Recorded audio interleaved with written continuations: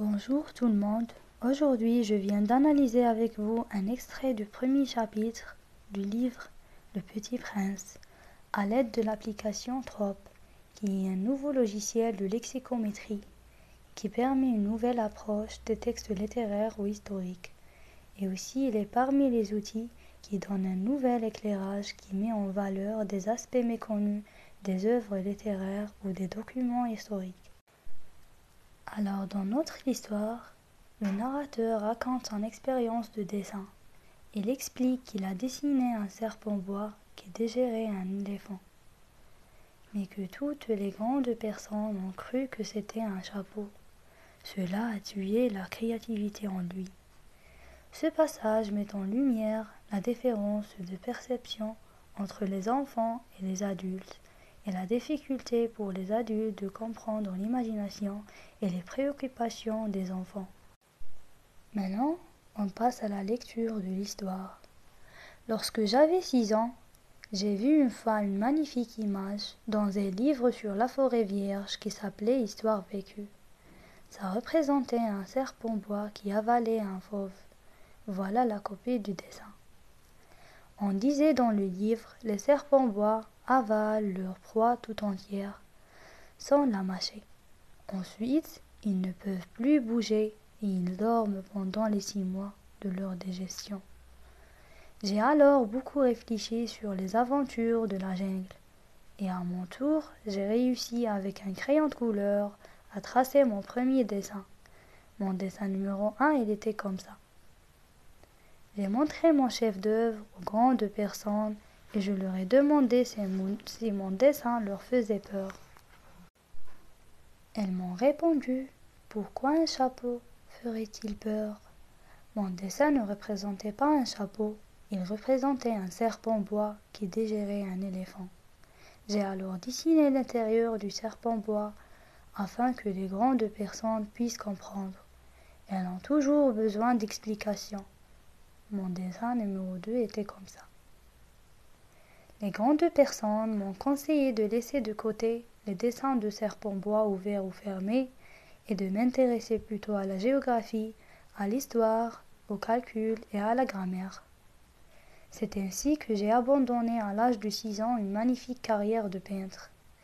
J'avais été découragée par l'insuccès de mon dessin numéro 1 et de mon dessin numéro 2. Les grandes personnes ne comprennent jamais rien toutes seules, et c'est fatigant pour les enfants de toujours et toujours leur donner des explications.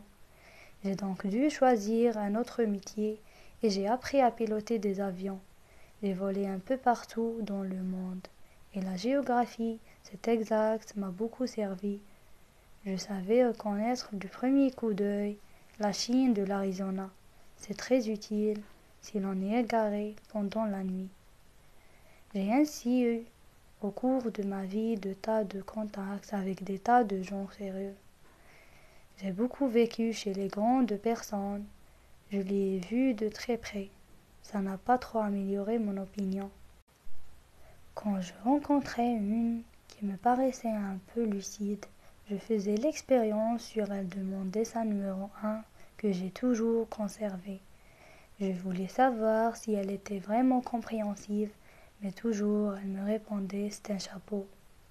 Alors, je ne lui parlais ni de serpent-bois, ni de forêt vierge, ni d'étoiles. Je me mettais à sa portée. Je lui parlais de bridge, de golf, de politique et de gravate.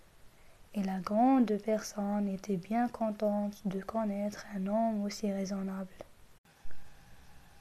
Dans le diagnostic fait par le logiciel Trop, on a trouvé ces résultats.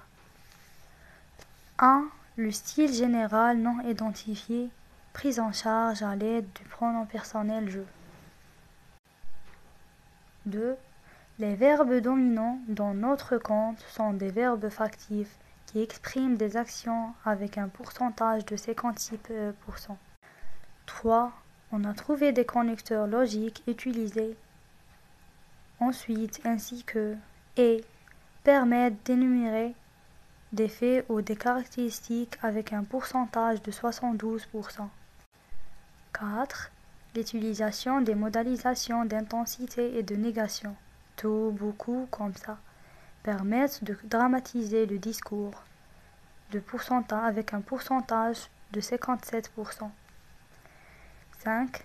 Les adjectifs numériques avec 58% dans le discours pour exprimer une manière d'être et une qualité de l'être ou de l'objet désigné par le nom auquel il est joint.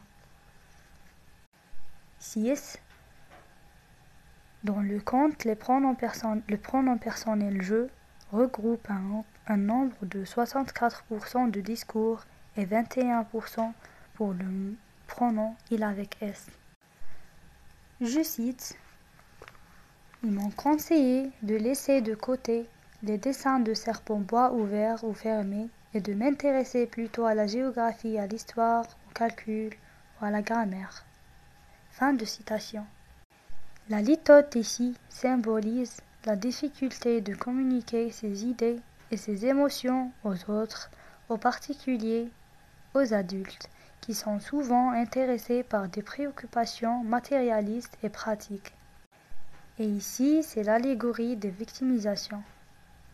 Cela veut dire qu'il était victime d'une société qui désencourage les ambitions des enfants.